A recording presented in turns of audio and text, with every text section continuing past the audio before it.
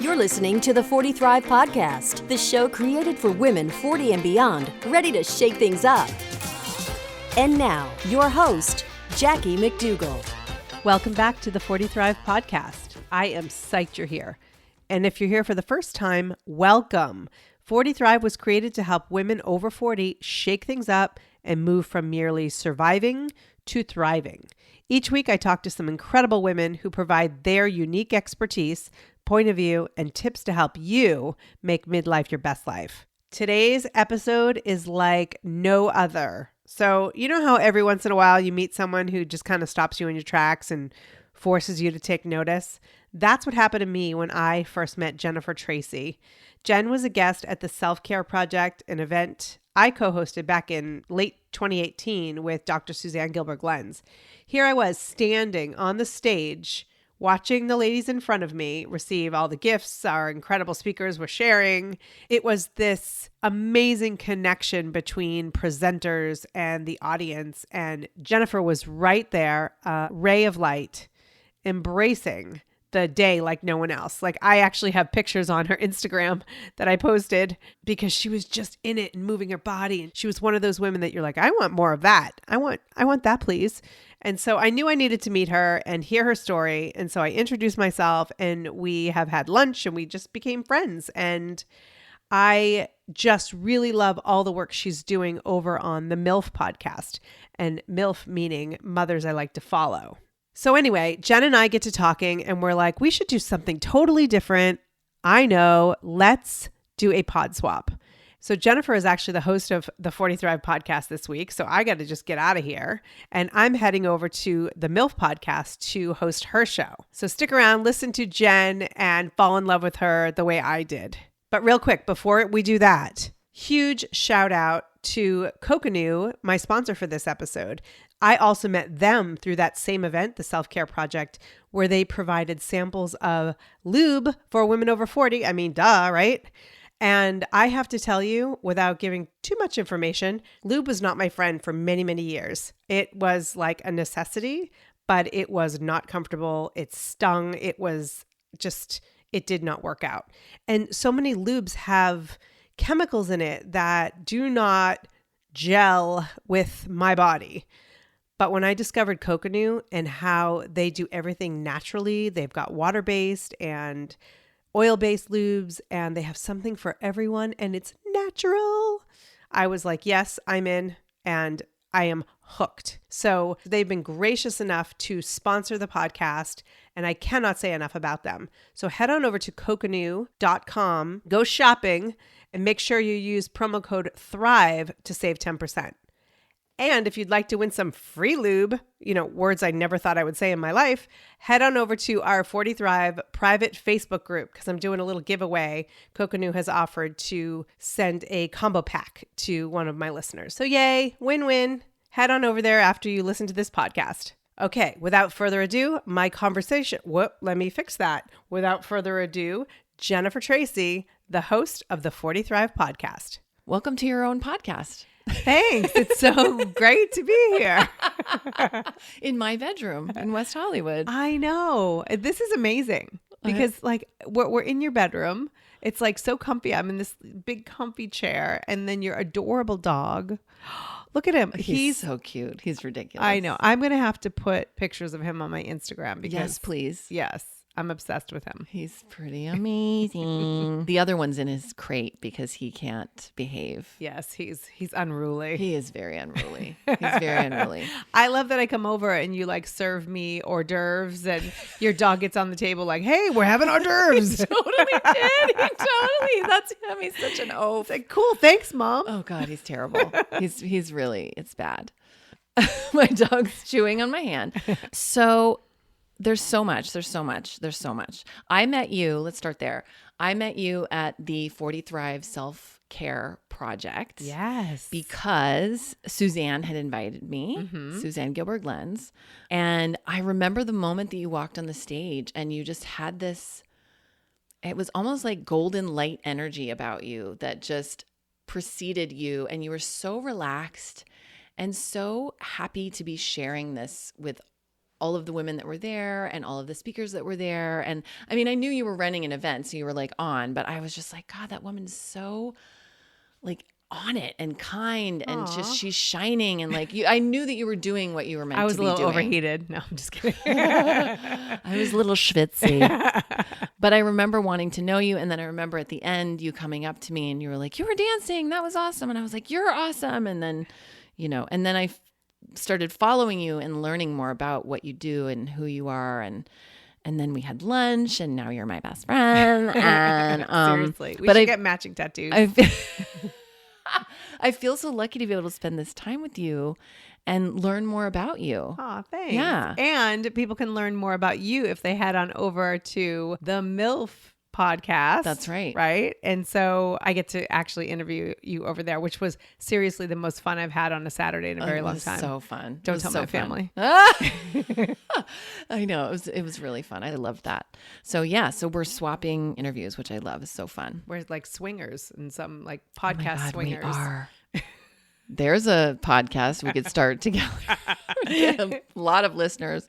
And I'm not being sarcastic. Like we really would. So tell me about, I usually start with my guests with where they're from. I know you're from Boston. Mm-hmm. I know you're from a family of 13 kids. That's right. You win the prize.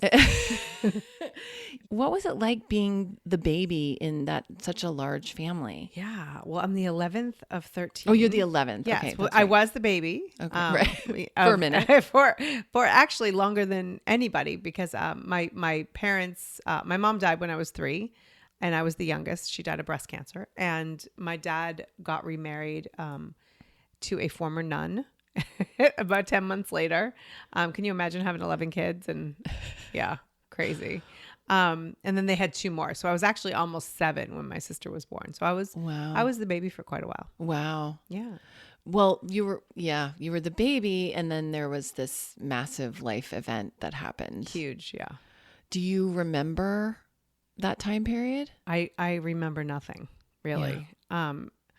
It's interesting because I always say it's like and your dog is like the cutest. He's looking at me like, you don't remember? With this little empathetic face. It's amazing.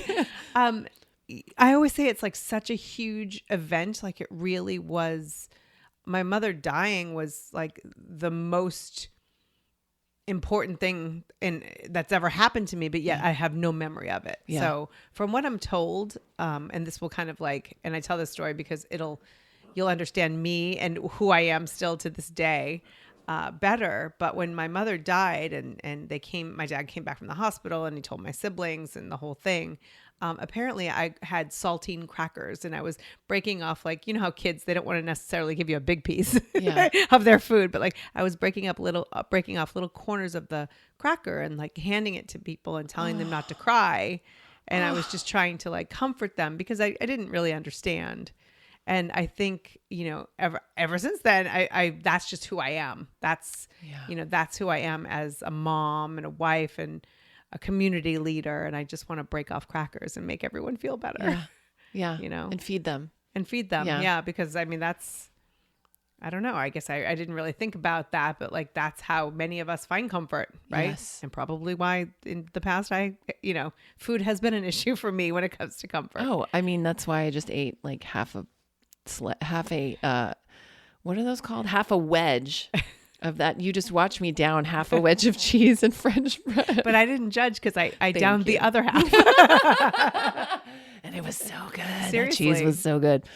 I don't know what he's doing. So you have no memory of this, but you remember that. And then I don't necessarily remember that moment. I remember being told about it. About that moment. Wow. And then how soon after that? So it wasn't until 4 years later that you had your first baby sibling. Correct. Okay. So my mother died in 1974. My dad got remarried in 75 and my sister was born in 78. Wow. Yeah. And then my brother in 82.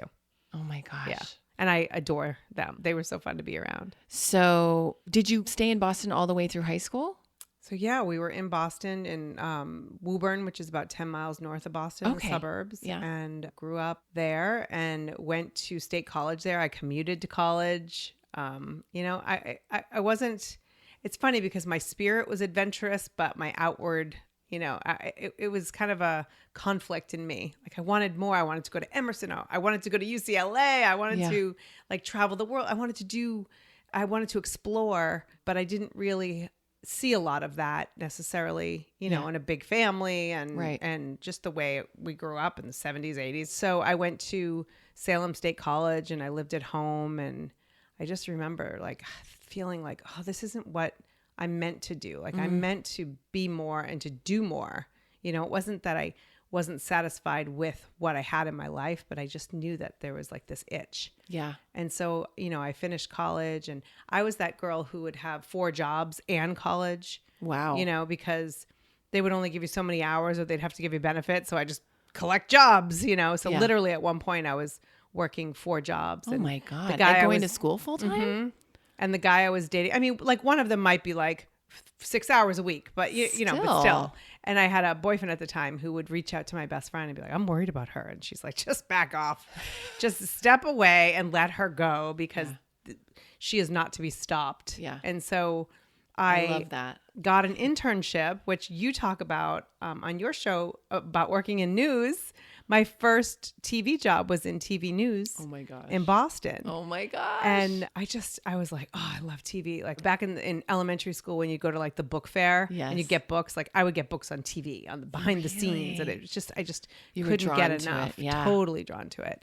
And so I finally, I would waitress on a Sunday at a chain restaurant there. And then I would change my shirt in my Ford Escort as I was driving into the news station for the Sunday night news. And I was just so driven to really just experience something. Like I was just so excited to, have this internship at TV, which turned into a job, which turned into, 3 or 4 years there before I moved to LA. And what was your job when you finally got moved from internship to job at So station? my first job there was as a production assistant, and it was pretty much doing the same duties I did as an unpaid intern, And then I did the Chiron machine. I don't know if you're familiar, where you put like the text up on the screen during the news. Yes. And so I would do that. And then I moved over into a video coordinator. So at the time we had all the tapes, and I would assign editors with some of the talent and things like that, and like make sure all of those videotapes were in order and ready to go when the live show started. Isn't that funny that now that's probably so different? Oh yeah. Because of digital technology. Yeah. Totally. Yeah. And this was, I got that job, I think in 1994. Yeah. The first day of that job was the LA earthquake. So we did a full, 24-hour news cycle. I don't think I went home for a long time when that was happening. Yeah. Even though we were across the country, it wasn't like we were breaking the news. Right. But still, it was, a massive big deal event. And yet here I was a year later moving here. You're like, that looks fun. Yeah. I want to go there. I know. Earthquakes never stop anybody from coming. I mean, they really don't. I don't think they do. They terrify me though, which is funny. Like that I would actually move here after that, because ever since then I'm like, was that an earthquake? Like I'm such a baby. I've only experienced a couple since I've lived here. I've been here about 20 years, and I don't know. So have you felt any big ones? No, I think when I first got here, there were a few. I was working in Burbank on the 4th floor, and we would feel like, I remember during that time there, I felt a few. Yeah. But I'm now in Santa Clarita, and like I don't feel them at all. Yeah. Yeah. Yeah. Me neither. I mean, I've felt one or two since I've been here, and they've been small, luckily. Let's Watch not tomorrow. hope we Yeah, didn't exactly. jinx I know. Pui. So from there, where did you go work-wise? So I had decided, the funny thing is there was a woman who I worked with. She was an editor at in Boston, and she moving out to LA. And I said, oh, I want to come visit you. And we weren't close, she was just someone I knew. And, I was young and stupid. And so I called her up and I said, I want to come this week. Can I come stay with you? And, oh, okay. It was, I guess so. And she's not too far from here, right off of Fountain. Oh, really? Yeah, Stanley, I think it was. Oh my God, that's 4 blocks this way. Yeah. So I came out and visited with her, but I really wasn't, I was kind of just using her place, and so she was quite gracious. But I rented a car at like Rent-A-Wreck, because I was under 25 and nobody else would rent to me. Of course. And I just cruised around and got to know the area a little bit. And I had a friend whose brother lived out in Toluca Lake. And so I went and met with him, and he's like, hey, we have a room available in our house. And I thought, you know what? I'm just going to go back and give my notice and okay, I'll do it. And I went home to Boston and I remember I wanted a raise doing what I was doing because I had worked this overnight shift, which was like 1:30 a.m. to 9:30 a.m. Oof. Then I finally moved into like the nighttime, and I was making. They gave me a raise to $27,500. Oh my God. So yeah, and I went into the boss and I said, you know what, I was just hoping that you could do 30,000. Yeah. Like that's all. And she's like, yeah, I can't do it. And I was like, that's a sign. Yeah. And I'm just going to go. Yeah. You know, Yeah. before I get stuck. Yeah. It's like I had the wherewithal to know that once the money starts coming, you feel stuck. Yes. You feel like you can't make that break. Yes. Yes. So I moved out here in my little Mitsubishi Eclipse and $700 and moved in with this guy and I had 4 roommates in this house in Toluca Lake, and I got a job. Well, I did a lot of temp work. I found like they had a lot of temp agencies out here at that time, you know. And so I worked at one point for a publicist as a temp. Awful human being. I'll have to tell you off the mic who it was, but you could probably Google like awful publicist and his picture Photo will would show come up. Yeah. Oh my God. Oh my God. He would like throw things at people. And I mean, he was the worst, but like I would do PA work and whatever. And then I finally interviewed for a job at NBC and got my first like real staff, you know, benefits, my job at NBC. And that job changed my life. My friends that I still have to this day are, you know, many of them from that job. And it was just all the connections I kind of have made over the past 25 years. It feels like originated in that job. Wow. All because you followed information and an opportunity and took a big risk at a young age. Yeah. I'm kind of addicted to risk. Isn't that weird? Risk is so sexy. Isn't it? It's like, I think that's my drug. Yeah. You know, knowing, because I don't always, but I have said in the past, my husband is extremely secure in who he is. But he sometimes questions his ability in doing things. And I'm the opposite. Like I came into the relationship not as comfortable with who I am, but I know that I can do it. Yeah. And so it was kind of like a balance there. So I think when it comes to risk, I'm like, I know I can pull this off. Yes. So it's not as scary. Yes. I love that. Yeah. And 2 questions. So how did your family react when you said, hey, I'm leaving? I've always been a little out there, you know, as far as what I was looking to do. I think my dad was sad, but he, you know, you're a parent. Like I give him a lot of respect. I have a lot of respect for the fact that he didn't say a lot. He could have, you know?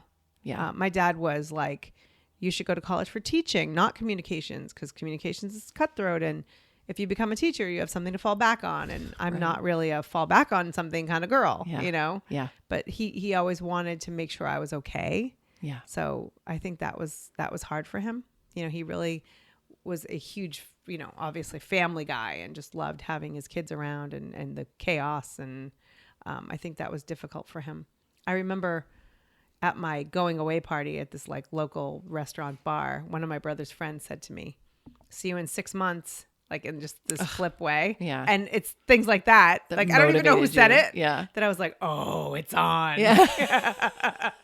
I wish I could remember who it was because it's been 24 years. I know. So. We could call him right now. Let's call him. I love that. That motivation of like, oh, really, motherfucker? Yeah. Oh, wait, can I curse on your show? Yes, you can. Okay. I should have asked first. Okay. So that was my first question. And then my second question was, what was the position at NBC? I got a job as a production coordinator there, and I worked extremely hard. Every time somebody couldn't work or needed to fill in, or, you know, I used to say that, you know, that whole jump how high cliche, but I never asked how high because I was already jumping by the time you asked, you know, so I was so driven at that time to just keep going. Yeah. And so then I got a promotion as a producer, and then I ended up getting another at Warner Brothers about 4 years later. Okay. Yeah. And is that where you met your husband? I knew him for 4 years. And so a couple of years after I had met Jeff, we started working together at Warner Brothers. That's when I had moved over. And and said, hey, we're looking for editors. And he came over, still like not even, never, ever was with not. In fact, at one point, my friend, one of my best friends said to me, I could see you with someone like Jeff McDougall. And I was like, oh my God, I would be so bored. He just wasn't. It just, I had in my head. You had like an old concept. We knew each other so well. Like, honestly, he's the only man in my life who knew me for me, because I would go on these crazy, I have some dating stories, you know, and I would go back and tell him about them. Right. Because it never occurred to me like to be anyone but myself. Right. I was vulnerable around him. I was, you know, adventurous. Like my story, like we spent, he was my editor. We spent so much time in this like tiny room that I was just myself. Yeah. And he liked me for me, which was so weird. Like what a weird concept. Yeah. Yeah. So yeah. And how long after that did you guys get married? Let's see, about 1.5 years. On our second date, we named our kids. Oh. Yeah. It was like, oh. So once it hit, it clicked in and you guys were like, it was on. Yeah. Yeah. That's I mean, so but it went sweet. from like no to holy crap, I think I might be in love with him. Oh. Because I wasn't in love in that way that you fall in love and it's romantic and it's this and that. It was, I just adored him as a human being. Like he honestly, Jen, is one of the best human beings you could ever know. He is just, I just got chills everywhere. he just That's like, so I'm getting sweet. emotional. Like he just, when it comes to me, even before we were together or anything, like he's always put me first in my, he's always put my heart first. Oh. He, you know, he'd be aware of things that I went through. Not like, you know, it's not like we talked on the phone or anything like that. Yeah. He just has this kindness about him that I realized before I even was interested in him, I loved him. Yeah. And so, yeah, it was unexpected. Oh. And by the way, that woman, my friend who told me I could see you with someone like Jeff McDougall, married his brother. No way. Yes. Oh my God. Yes. I love that. Isn't that crazy? I love so that. she's actually like with my kids right now. She's Oh my their aunt, gosh. you know? That's so so funny. great. Yeah. That's so great. And how soon after that did you have your first child? We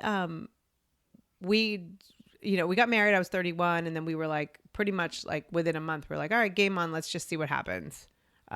I know it was just so love fast, but it took us a little bit. So he was born about 1.5 years after. Oh, that's not too Yeah. long. But yeah, that's great. He's 15 now. He's 15. Oh my God. and so, and then you had another son. We had, so we had Jacob, who's, he goes by Kobe, the COB from Jacob. Cool. And then 16 months later, we had Brady because we thought, oh, it might take us a little while. And guess what? It didn't. Yeah. And then there's so much in between, but then we adopted our daughter. And the funny thing is, from Kobe to Brady, they're 16 months, 6 days apart. And from Brady to Lucy, they're 16 months, 6 days apart. Oh my gosh, that's Yeah. incredible. Isn't that crazy? A baby born like in Taiwan on the other side of the world. Exact same, like 16 months, 6 days. Wow. Yeah. Meant to be. Yeah. Another sign that it was absolutely perfect, meant to be Crazy. kismet.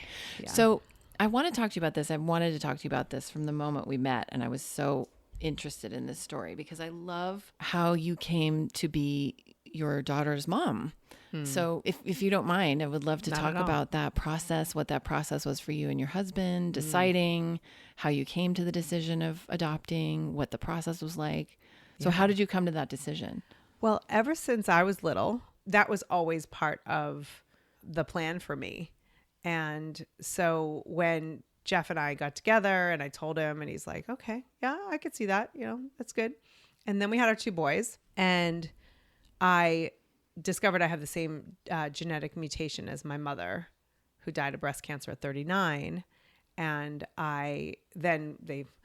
long story, and I know this sounds so cliche, but I actually wrote a chapter in a book recently that I'm going to link to the book in the show notes because it actually tells the story a little more succinctly. But Yes. I I found out I had the genetic mutation. I had just had my son.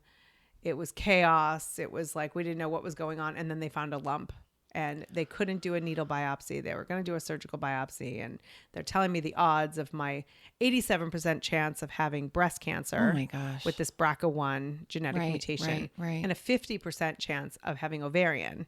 With, by the way, a 50% chance then of surviving that when I'm diagnosed, if and when I'm diagnosed. Wow. So I decided to have prophylactic, preventative surgeries. 2006 was like the year of surgeries. And my son had just been born in September of 2005. Wow. Oh so my gosh. So you have a before little we baby at home, basically. 2 babies under 2. Yeah. Yeah. And so I had a double, bilateral mastectomy. And then we had to decide I was turning 35 and whether I would have a hysterectomy or not. And, we had just had a second baby. I really didn't think I wanted to get pregnant again. He was 11 pounds, which is a whole other story. Whoa. It's a big baby. But I just, I was exhausted with 2 kids under 2. It's like, I couldn't make that decision, but I also knew that they really do a lot of, counseling as far as like my mom was 39 when she died. So that means that the cancer started probably much, much younger. Yeah. And the more I put some of this stuff off, so it seemed like, yes, I was turning 35. Like, oh, look, I have time. But there was a lot. We had some serious decisions to make. And for me, I had an opportunity to make a decision that my mom was never given a chance to make. And I had these 2 baby boys. And so we talked about it and we said, we don't know that we want a third, but if we do down the road, we know that we are committed to the adoption plan that we talked about. So we didn't adopt because we couldn't have a third. We had the surgery because we knew we would adopt if we wanted the third. Yeah. And so and then we still weren't sure. I mean, I had just had a baby, just anyone who has like, oh yeah, I can't be, you're so deep in it. Yeah. You can't think about it. The Was next like, one. I just didn't know. Yeah. And so, but it didn't take us long because we started the adoption process in early 2007. Wow. Yeah. So wait, I'm sorry. You had the bilateral mastectomy, and then shortly after that, you had a full hysterectomy? Yes. Oh, yes. honey. I joke that like when I walk, you can hear the hollow clanking happening inside. I mean, that is so brave, so bold, so loving to keep yourself alive for your family. Thank you. It was honestly the easiest decision I've ever made in my life. I'm sure. You're a mom. Of course. I just, that's also massive. And to do that while you're caring for 2 small children and have a husband and go through the recovery process, that is not a small fucking thing. No, it was a big deal. It was, I was so lucky. The people, my mother came out from Massachusetts to help me with the kids, and my family was so supportive, and my community, meal trains, all those things we try to resist that we like to help other people. God, it's so hard to receive. Oh my goodness. Yeah. I still have a hard time receiving. I think that's when I realized that I used to think accepting help meant that I was weak, that I wasn't good enough to do it on my own. And I still struggle with this. But I realized then that accepting help gave them something to do. Yes. And gave people purpose. And I was actually helping others by accepting help. Yes. And, my husband needed meals happening. Yes. Yes. Absolutely. And so then you started the adoption process. And what was the adoption process like for you? That, which is, yes, I've had a double mastectomy. Yes, I've had a hysterectomy. Yes, I've, lost people. Holy shit. That was excruciating. Excruciating. Tell me. We first were very strongly considering the foster adopt program. The foster care system, like there's so many kids locally that need homes, and that, that was definitely a big pull for me. And then we started to do the research, and, when you go through the foster care system, the number one priority is reunification, which mentally, like, intellectually, I'm like, of course it is. Like, right. You don't want, it's not ideal to pull biological families apart. Right. that is not, and I'm so glad that you asked me about this, because I don't believe adoption is like the first plan of attack. Like or let me rephrase that, because that sounded plan of attack, but like, I don't think adoption is like, the first line of defense. Like should be the first thing that you go for. Yeah. I think adoption is a necessity, and I know a lot of people who go through adoption because of their inability to have a child, and they want a baby. And I felt very strongly that I didn't want to go that domestic route of trying to get someone to pick us, because I had 2 babies. I went through that. It was a gift. I feel so lucky. Yeah.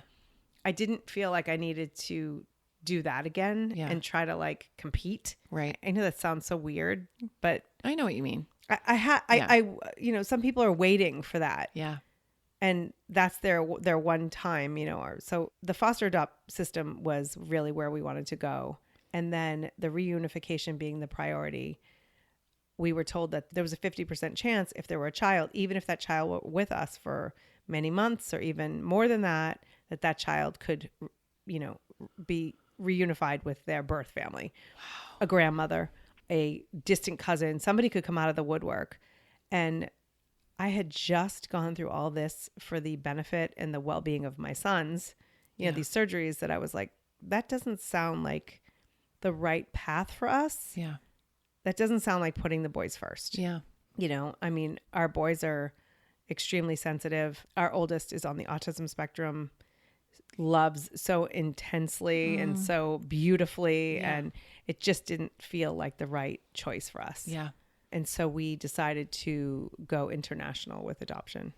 And so then we started to investigate all these different countries. And, to me, it was really important that if we chose a country, they need to have some sort of connection. We had to, keep that culture alive and not just pull a child out of their country. Yeah. And so one of my very dear friends is from Taiwan, and there was a program there. And I think you may have met her at the Self-Care Project. Christine Joy Luxarno. One of the most beautiful women in the world. Right. So she, has her connection to Taiwan. And so it was like, she's like family. And so we said, okay, that's the country.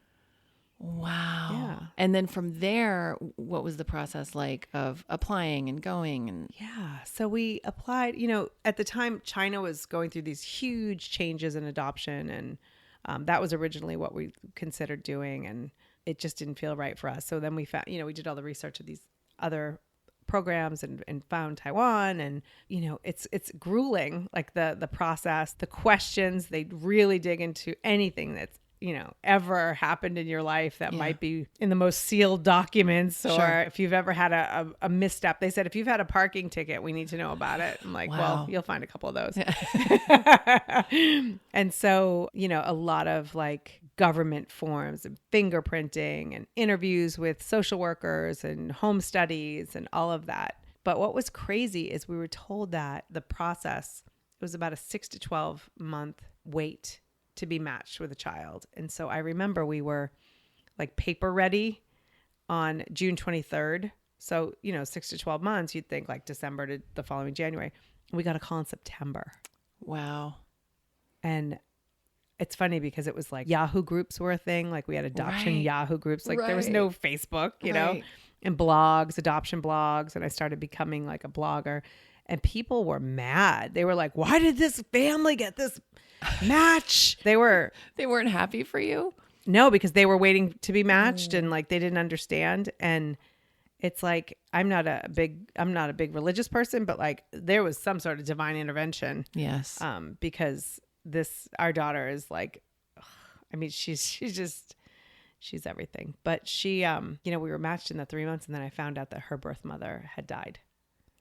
And so there was that connection. And I don't know if the agency was like, had the wherewithal to like think, hey, that's a connection. Maybe she'll understand. Probably not. Probably it's probably not. Divine intervention. Yeah.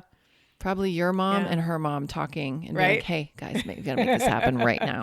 That's so beautiful. Yeah. And so we were matched September 21st. So that Earth, Wind, and Fire song. Yeah. Is that your song? So I every time it comes on, That's so sweet. I love that song. It's such a good song. Yeah. Wow. And so how old was she when you brought her home? So she was 7 months when we were matched. And then because her birth mother had died, she no longer, the paperwork that she had signed was no longer valid. She had signed it before she passed away. And so they had to go and find a guardian, someone related, to become her legal guardian. So there had to be a court case to make her the legal guardian. I see. And then give her up for adoption. So for 1 full year, from September 21st to the following September 8th, we were getting pictures monthly only. It was torture. And you weren't awful. allowed to go see her? That was like not even something that was an option Got it. until the May. It was actually April after we were matched. So like, a good 7 months, she was in the hospital with bronchitis. And, when you're in a nursery like that, it's not like someone sits with you in the hospital. So it's like they take you and they put you in the hospital and she's just there. And I said, I need to go. Like, that's my daughter. Yeah. And so they actually let me go to Taiwan and she was out of the hospital by the time I got there. But I spent 3 days with her and all the babies. The first day they let me in the nursery and like I gave gifts to some of the other babies from their parents in the US that were waiting for them. So I got to like give them, and it was amazing. They were all like climbing on me. The funny thing, all these babies like cannot get enough. They're climbing in my lap except for mine. She is literally like looking at me and going, I don't know about that white lady, but she's distracting. And so now I can get all the attention from the nannies who she loves, and she's like eating their noodles and like, at this point, she's a year old. Right. But she wanted nothing to do with me. Every single other child would have been like, hey lady, what do you want to do today? Right. And she was not having it. So interesting. Yeah. It was crazy. So it was, and then every day we thought like, maybe today's the day. Maybe today's the day. Awful. And so then September 8th was when you got to go get her. Yeah. Officially. We left on the 5th. We picked her up on September 8th. Yeah. Did you bring the boys with you? We did not. Yeah. No. Because that's a lot. That's massive. They were little. Yeah. They were little. Yeah. So they got to go to preschool and all that. And we brought her home. And I have this YouTube video of my oldest. And he's like, Lucy, we've been waiting for you. And it's like every year I put it on my Facebook because I'm like, that's magical. Like, yeah. That is magical. Yeah. And now Lucy is how old? 12? She's 12. Yeah. She's unbelievable. I've talked about her on past episodes. She really is like my spirit animal. She is the most confident in who she is. We all have our stuff, right? But I don't have any stuff, Jackie. Not one thing. But she's unique.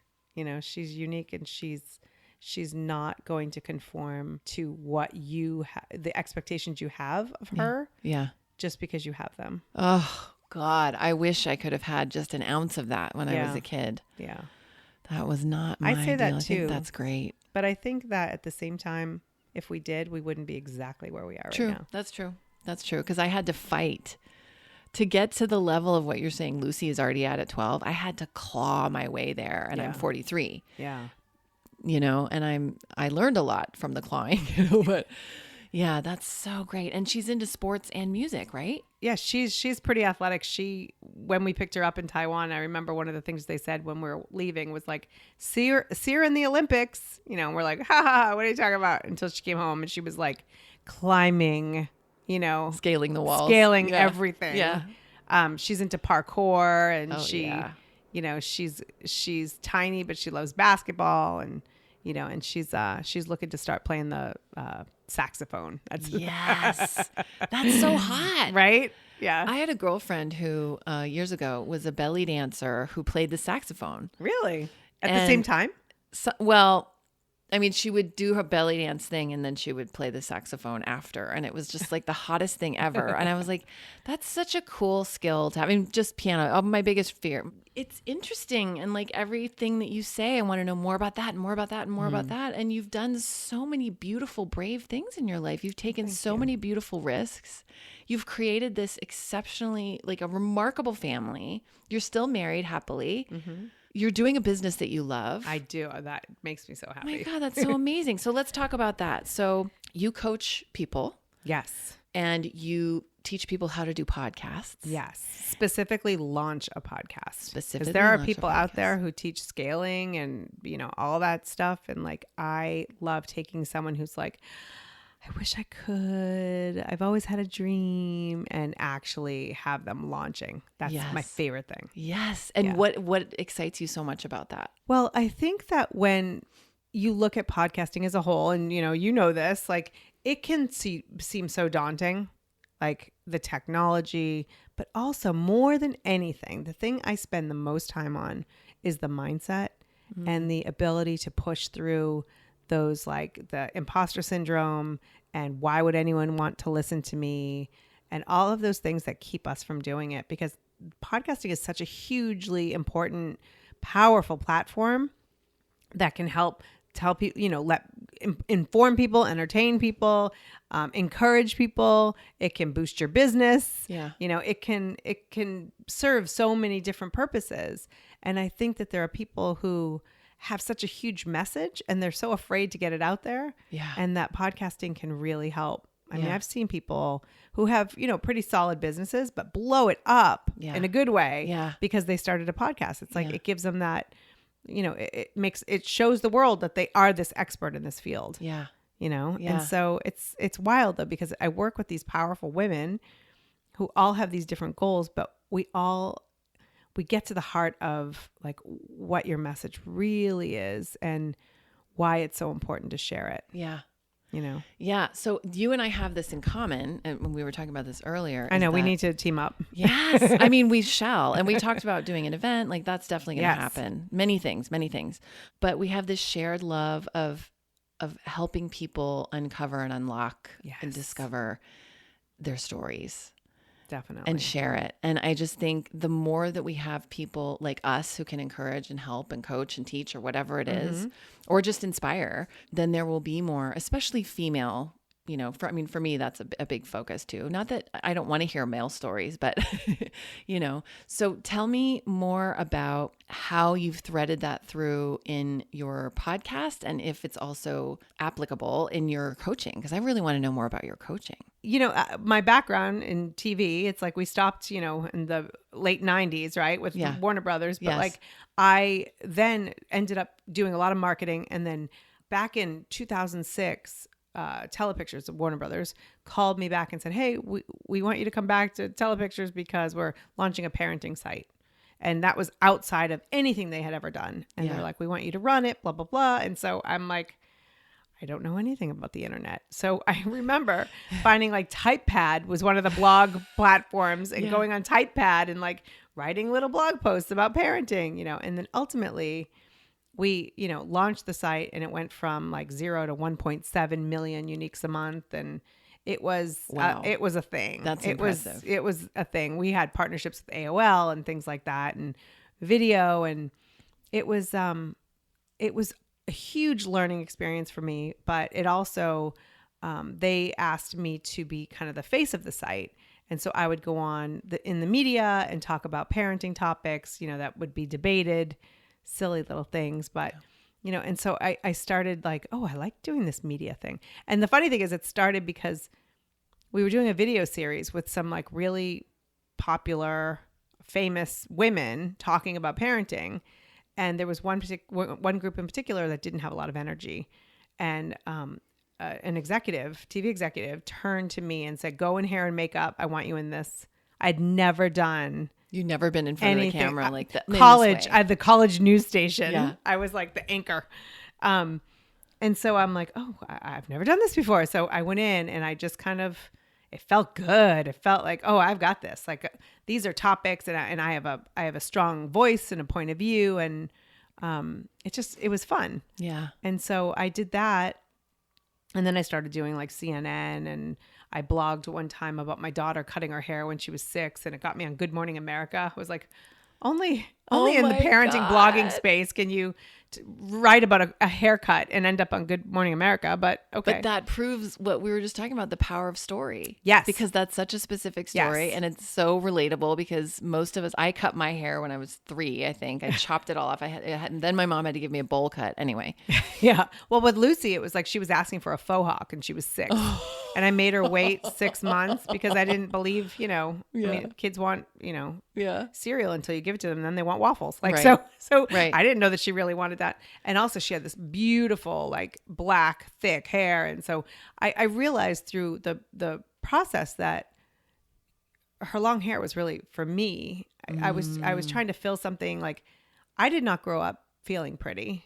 I still struggle with feeling like I'm attractive. And so I feel like I was projecting my stuff onto her. And so she cut her hair super short, and I wrote about it. And I wrote about how I had to get over myself. And, and so, Good Morning America comes to the house and interviews Lucy, and she was the cutest thing in the whole world. But, and to this day, she's got super short hair. My whole fear of her not really wanting that after a while was like such BS, because that's who she is. Yeah. That's how she feels good. Yeah. Anyway, so I was doing all these things and moving in the digital space. And then I would go back into TV and do on-air promotion the way I did. And then I would go back into another TV show and do the digital space. And so I was kind of like straddling both. And I just realized the power of the online world. And I remember back at Warner Brothers saying, like, we should do a podcast. And it was like 2007. And they were They're like, what?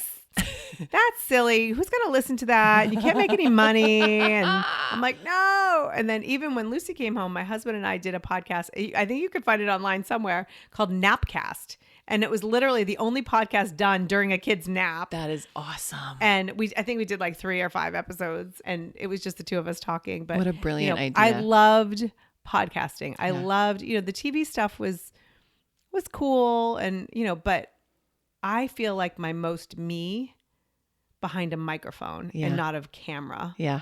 And so and then I would start listening to podcasts, and I realized that like all this time I was marketing shows for women that I may or may not believe in at times, that what they're messaging. Yeah. I thought, why am I not creating my own? Yeah. I'm trying to reach these women, like women over 40 specifically.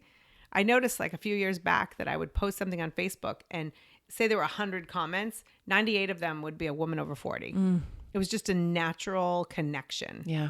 When we're past trying to impress everyone, where we just want to, be ourselves and be honest. We and don't give a fuck. Yeah. Right. And we're just like showing up as ourselves. Yeah. And I was like, oh, that's really interesting how that's, and by the way, I'd work in TV and they'd be like, how do we they wouldn't even appreciate the fact that they would have women over 40 watching. They would say like, how do we get younger? I'm like, well, first of all, podcasting is younger. Go that way. Oh, no, that's not it. So I'm like, So I'm like, if you're not going to appreciate the women over 40, I am as a business. Mm-hmm. And so I created 40 Thrive. And, it's kind of like they go hand in hand, as far as like that is trying to elevate the voices and the needs of women over 40. And then the coaching is for those women who are ready to take that next step, who are ready to like, okay, I'm not going to just talk about using my voice, but actually find a way to do it. Yes. Just like you're doing with all your writing coaching. Yes. Well, yes. And I love it. And I'm so passionate about it. And I can just feel the passion when you're talking about it and your face lights up. So when you coach, you only coach women? I do have some male clients. Okay. I market to women. If a guy shows up and says, hey, I want to do this, like mostly the guys want one-on-one. Right. And it's such a different animal because I'll start to go through some of my, some of the exercises that we need to. And I get a lot of like, oh, no, just give me a list. Oh, that's funny. But this one guy I coached, I am a firm believer. Like when I do one-on-one, we meet the first time face-to-face for 3 hours. And I do this with my groups too, just not face-to-face in 3 hours. But I believe I need to get to know you and what makes you tick and what is like the foundation of your essence, It's like, so that way I can help pull out what makes you special, because that's what your podcast audience wants to know. Why you? Yeah. Because it's not what your show's about. Yeah. It's the host of the show. Yes. That's why people come back. Yes. It's true. It's true. I always say, just like Ellen DeGeneres, like people don't go, oh, Jennifer Aniston's on. Right. Maybe she could tell a vague story. Yeah. They go back. A vague story. That's They funny. go back because they like Ellen. Yeah. and they don't go if they don't like Ellen. Right. And so when it comes to podcasting, like how many podcasts are there about entrepreneurship? You know, it's like, oh my gosh, gazillion. ridiculous. Yeah. But there are some that rise to the top because they're doing something special. Yeah. And so I was working with this guy face to face, and we met at like a WeWork or something. And, you know, in the first hour, he started crying, and he's like, what is happening? And I said, this is what's going to make you special. Yes. And he, to this day, is like, that was amazing. You know, he's like, I didn't know it was going to be like an Oprah episode. But I think it's so important. We're kind of taught when we're little, like, oh, you're amazing and you could do anything and you're special. And then we get to a certain age, I don't know, 10. And it's like, don't be cocky. Don't love yourself too much. You're conceited. Like, there's so many mixed messages of like, feel good about yourself, but not too good that you make other people uncomfortable. Totally. And so my job as a podcast coach is to like, screw all that programming. Let's go back to what makes you special. Yeah. That's my favorite. Yes. Yeah. I love that. Yeah. Oh my gosh. You have that. I told you. I tell you all the time. Oh, I mean, seriously, guys, if you have not gone over to the MILF podcast, well, not right this second, but like a few minutes from now, head on over. Thank you so much. And I'm just a mirror for yours. I think that's why we resonate so deeply with each other. Thank you. So here you are. You have 2 teenagers and a tween, basically. That's a handful. And you're doing this 40 Thrive. You're having events. Yes. You're doing events in Los Angeles. Is there anything coming up relatively? I know you just yesterday had a podcasting teaching event. Yeah, we do. I do. A lot of my podcast coaching is online, but I'm like, hey, I'm going to try this in-person thing, see how that works, see if people like it. And so how was it? It was so incredible because one of the things about group coaching, and you know, you probably know this. Yeah. I'm maybe 30% of why you should come. The 70% of the support. Yeah. And like the whole, this is my problem, mine too. Yeah. And this, like, it's magic when that when happens. we finish groups, they're like little advocates for each other. Yeah. You know, they're like sharing each other's podcasts. They're just on fire and like encouraging each other and continuing the relationships in like any of the groups that we've created. Yeah. You know, because they'll say, oh, are you going to pull this group down? I'm like, no, because you're encouraging each other so much. Like, I can't stop that. Yeah. I have no boundaries. Yeah. We'll finish a group and I'm still like checking in on Voxer with them. Yeah. It's, you know, it's a beautiful thing, that sort Yeah. of special alchemy that happens on a retreat or in a group or in a workshop. It's just, there's, and those people usually stay friends for life. yeah. I Didn't you mean, feel that at the self-care project? For It sure. was like For sure. people, I mean, I just remember like some of that stuff was a bit woo-woo for my experience. I I'm love not saying woo-woo. I love it. I do too. I love the idea of woo-woo, but I get insecure that I'm not experienced enough in it, or you know, so I have to really like let go because I'm up on the stage. So watching people at different levels of woo-woo acceptance, Yes. by the end of it, they're all like, we were all just- dancing on the oh my grass with our gosh. shoes off. Oh my gosh. It in was bliss. So, yeah. And the sunlight Seriously, was it looked like dappling we had us. all done LSD or It something. literally did. It really did. But it was like intoxicating. It was intoxicating. Yeah. Yeah. And it was freedom, and it was like diving into the roots of, which is exactly what you're talking about, diving into the roots of our story on that day, you know? And I just want to share this briefly. Like, I don't know if I shared this with you last time, but that day was November 4th, right? Sure was. I went, and the woman who owns that house is a friend of mine. Jennifer. Also Jennifer. And I had just lost my best friend. She had just died. She took her own life like the my week gosh. before. And she was supposed to be at that event with me. Oh my gosh. And I was sitting there, and I just was so in gratitude. It was the most gorgeous day. The birds were chirping. The sunlight was coming down. Every speaker was incredible. Every woman that I connected with was incredible. I just felt such gratitude to be alive. And I had a quiet moment. And I realized that was the place where the memorial should be. And that's where we ended up having her memorial service. That's beautiful. And she would have loved your event. She would have loved you, and she would have loved your event, because she was all about that, like, you know, female empowerment, changing, like making a change and going into your story. She was a brilliant storyteller. And anyway, I won't go off on Kim because I could for hours. She was my best friend in the world. Like amazing. She was incredible. There was such a authentic desire in everyone that I came across to just really connect, to really surrender themselves and like all the masks that we wear and just let go and come to that with the genuine. So, I mean, if you're listening to this and you go to Jackie's website and she has an event coming up, go. Because I mean, I will be the first in line. It was just so healing for me, especially at a time when I was just incredibly tender. And I just felt held in that moment. Like I could be grieving in quiet anonymity. Right. But I just felt held by this really empowered group of women. Well, I'm honored that you got out of bed that morning and came to that event, because hearing what you were going through, that nobody would have judged you had you said, not today. You know, self-care is staying under the covers. And so the fact that was an act of courage to get up and to show up, because sometimes I've been there in my life, not what you're saying right now, like not in that exact circumstance, but and a lot of my listeners have been in a place where, and I'm sure you have, sometimes just showing up is the biggest act of courage we can possibly show or portray. You know, that it's not, you don't need to be accomplishing. I have fallen into that trap of my value is wrapped up in my accomplishments. I used to try to live so much life so fast. Yeah. I don't know. I've talked about it that I think maybe I thought it, you know, and not maybe, I thought it was over at 39. I thought that was it. I used to think that too. Like I was saying to a friend who was substantially older than I was. I think I was 35 and she was 45. And I was like talking about acting. I was like, well, I haven't really, haven't made it. And she goes, you're not dead. And I remember thinking, yeah, but I basically am, because I'm a woman who's 35, and there's some truth to that as an actor. As an actor, yeah, I'll give you that. But I think in every other regard, that's when the good stuff begins. Yeah.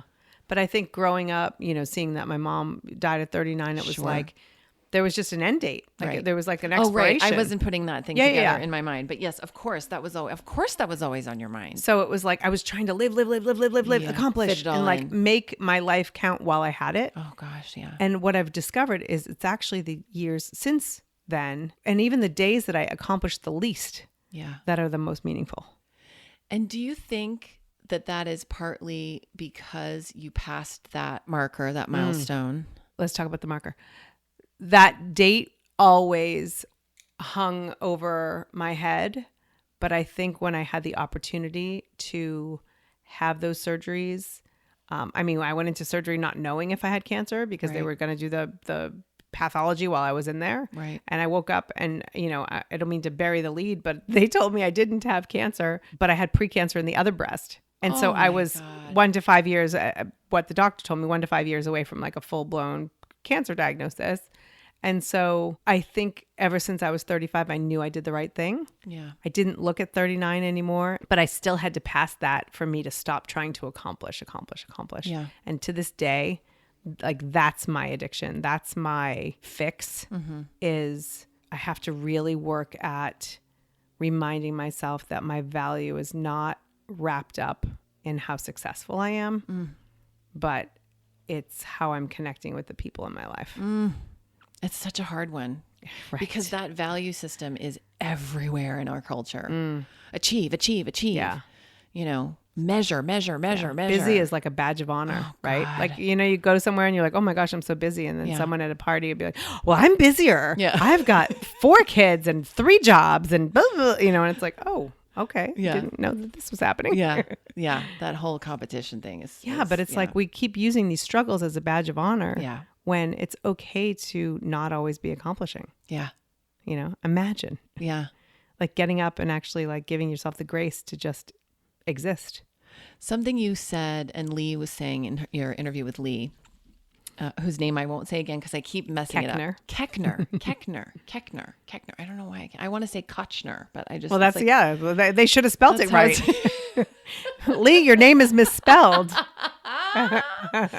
She said, and I'm paraphrasing terribly, so Lee, forgive me if I'm botching it, but something about if there's one word you can drop, and I think it was a coach of hers that taught her this, it's hard, the word hard. And I loved that because, man, did I make things hard for myself all the time. And now I really am just starting to kind of go, well, maybe, what if it's not hard? What if it's consistent, show up, there's bumps in the road, like Lee said, there's things that are challenging, but it doesn't have to be hard. It's just, it's like, I can also lay down and take a nap and give myself that self-care and not schedule something like tonight's Saturday night.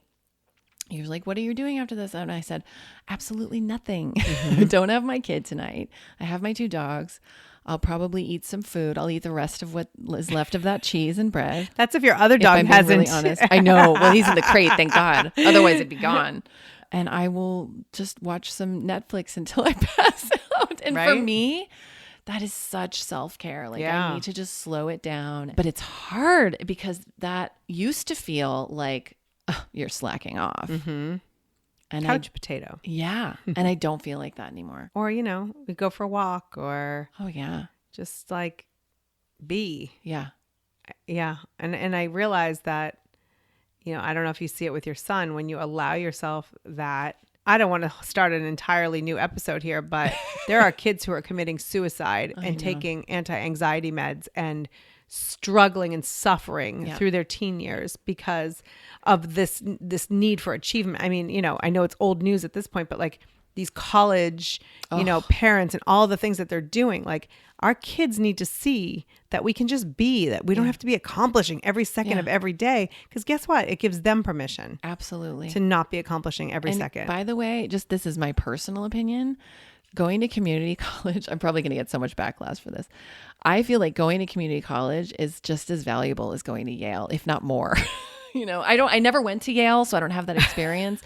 But I just think that whole thing, and I'm speaking of what Jackie was referencing, which is the parents, doing the thing to get their kids into these Ivy League schools. It's like, why is that so pressure filled? I mean, my kid's in a school for children with language learning differences. He's so happy. And someone the other day, I was talking to her about it. She was asking me and she said, do you feel shame about it? Or does he feel shame? I was like, no, that's not even in my mind. Right. No, I wouldn't even think to feel shame about it. Like, I'm so proud of him. I'm so happy. He's so happy. Like, and the other children in that school. Why would you be shameful for getting the help that you need? Yeah. It's like, I've cut my finger. Well, do you feel shame for putting that Band-Aid on?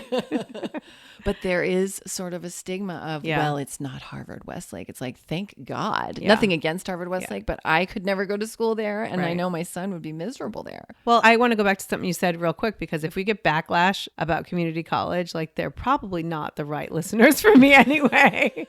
You know what? Because I am like that state school girl and, my kids, they're bright kids, but like I say to them, listen, I don't even know. You want to talk about backlash? I don't even know if you'll go to a 4-year college. Yeah. We're going to begin as we mean to go on. Exactly. So I'm going to help you get the credits you need if that is your, and get the grades that you need if that is your plan. However, if you'd like to be a mechanic, then guess what? There's going to be continuing education after high school, but we're not going to kill ourselves to go to some 4-year private college so you can become a mechanic. We're going to find the best possible way to get the education in becoming a mechanic. Yes. Yeah. I believe in continuing education. Yeah. I just don't think it's going to look the same way for every person. Yeah. And I think when we try to put all these kids in this, you got to get into a UC school and you got to and it's like they are suffering. They are. Yeah. And, it's too much. It's and we have a much. community college right down the street from where I am that has amazing opportunities. And they have some 4-year colleges that like you can transfer after the 2 years that are still on the same campus. That's great. Listen, if my kid is like, I want to go to Wisconsin and live in the snow and go for 4 years, we'll figure it out. Yeah. If that's your path and that's what you're committed to. I mean, I think state school is the best thing that could have happened to me. Yeah. I am where I am. Yeah. So Great. And it goes back to the story that you wrote that got you on Good Morning America about your daughter cutting her hair, which is you learned from that experience early in motherhood of you really respect your children. Aww. And you live that and you walk the walk in that. And that is something that is such a great example for anyone listening, for anyone who's becoming a parent or what. It's like, we all wanted that and maybe we did get it or didn't get it or whatever, but to feel respected for who you are Yeah. at the very beginning and like listened to and heard and like, you want to, I'm here to guide you, but I'm not going to.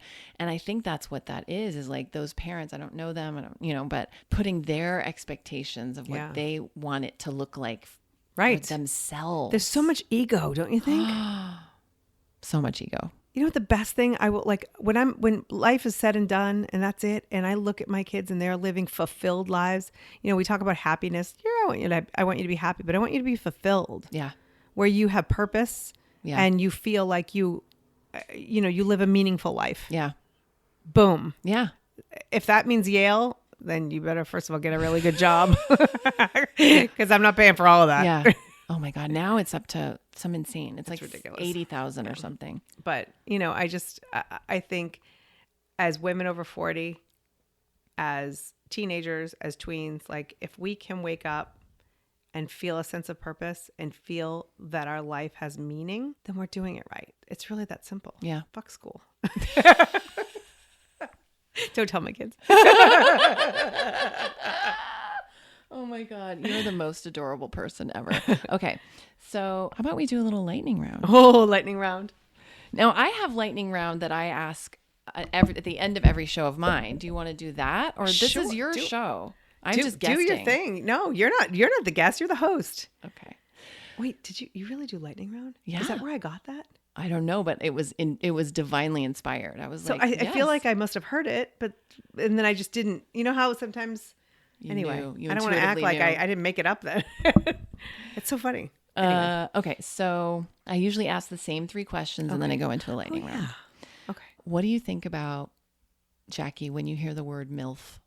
If you asked me this question 6 months ago, I would have, it's funny because, we all know what MILF originally stood for, but the way you have taken this word and made it and given it such meaning to when I see somebody that's on your podcast and on the MILF podcast, I know that they have substance. It's a woman, it's a mom who has substance. She has something to say, and there's a reason that you need to hear her. That's what MILF means to me now. I love that. Yeah, definitely. Like kind of like the word broad. I like to use the word broad. Yeah, it's because to me, it's like you own yourself. Yeah. Yeah. A broad is someone who's got moxie. Yeah. That's one of my favorite words. I love the word moxie. It's a fun word. What's something you've changed your mind about recently? This is a great question. As a former parenting blogger, I'm glad that a lot of the websites that I had written for are now gone because, I used to think things so strongly and then realize that I'm full of crap. It may take years.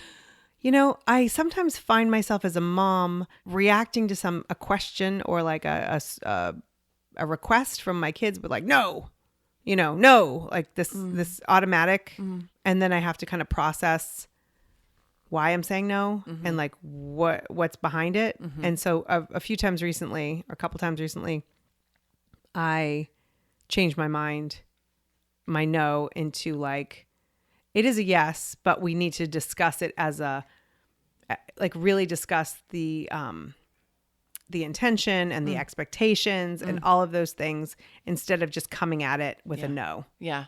Yeah. Does that make sense? Totally. Yeah. Totally. Because I think just, we kind of do what we are used to or that we've seen before. Yeah.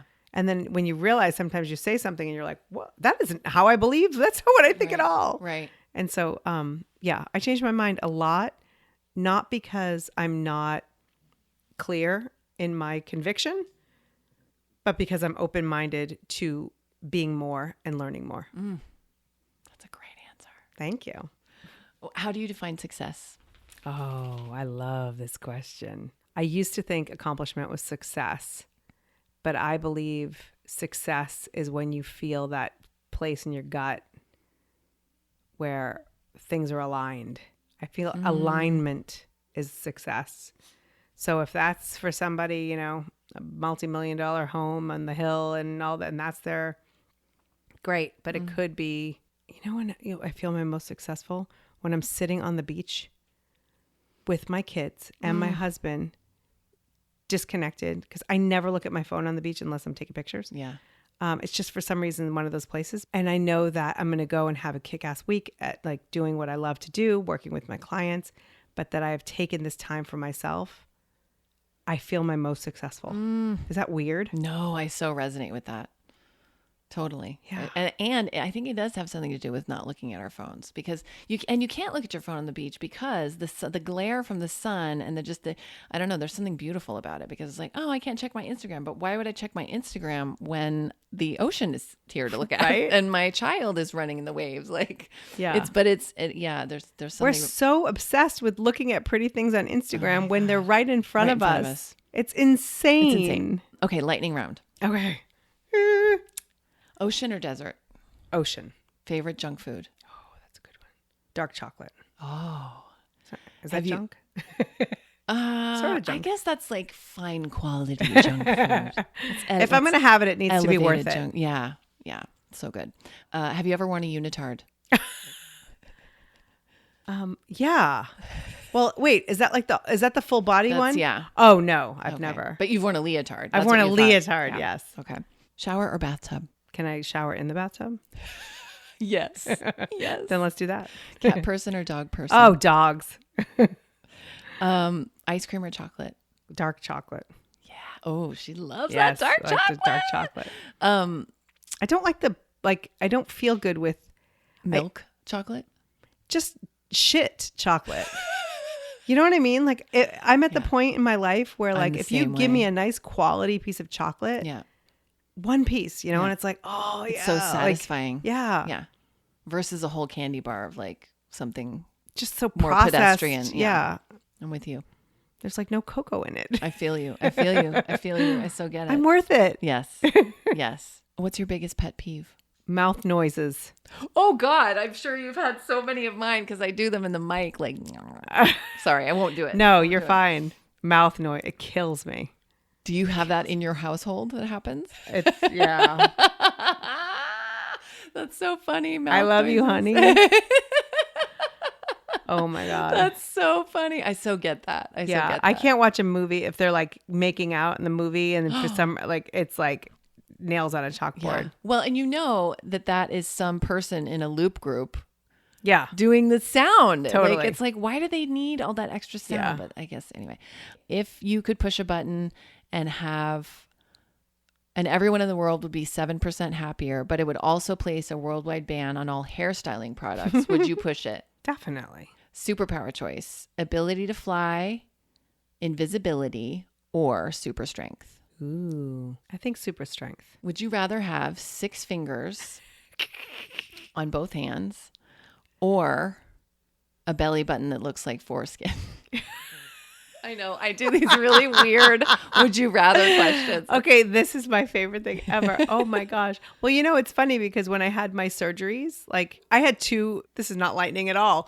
I had my reconstruction done twice. First, they put in implants because I always wanted the tissue from my stomach to be put in my breast, but I had 2 babies under 2, and it was just way too much surgery. So years later, 4 years ago, I had and they had to reconstruct my belly button. So I'm very glad that they didn't put it, Wait, so it would look like foreskin or it would be foreskin? Oh, that's interesting. You just added an extra layer to it. I think it would just look like foreskin. But then nobody would really see it. Right. Oh, damn it. 6 fingers. That's a Could lot. be useful. That's a lot. All right, I'll go with the fingers. What was the name of your first pet? Manny. What was the name of the street you grew up on? School Street. Wait, are you getting my passcode or something? Am I going to be hacked? You're hysterical. Your porn name is Manny School. Oh, nice. Well, even weirder is that my dog's name was Manny, which was short for Manilow. Because I'm a big Barry Manilow. Oh my God. Oh my God. I'm so glad you told me that, because your porn name is actually Manilow School, which sounds like an actual school where people go to learn how to be like Barry Manilow. Or it sounds like a really dirty something. I don't know. Manilow School. Oh my God. Hi, ladies. Welcome to Manilow School. You have to wear like feathers and Leave shit. your panties at the door. Meanwhile, them at Barry the Manilow door. is like the most gay man ever. Seriously, like, have you seen pictures of him in the 70s? Like, it was like, I can't believe when he came out a few years ago and people were like, what? I'm like, dude. Really? I know. Are you kidding? Duh. And they're like, but Mandy. I'm like, Patinkin? Totally. Patinkin. Oh my God. Anyway. This was so fun. Oh my gosh. Thank you so much. Thank you for letting me do this. You did all the work. Oh my God. It was my pleasure. Thanks, Jen Adore Tracy. you. I Thanks, adore you. Jackie McDougall. Thank you so much for listening to the 40 Thrive podcast. If you liked this episode, please share it with a friend. You know the one, she would totally benefit from this episode. And don't forget to hit subscribe. You never have to go search for another episode. It shows up automatically in your podcast app, and you could check off another thing on your to-do list. It's a win-win. Thank you so much for joining Jennifer Tracy and me.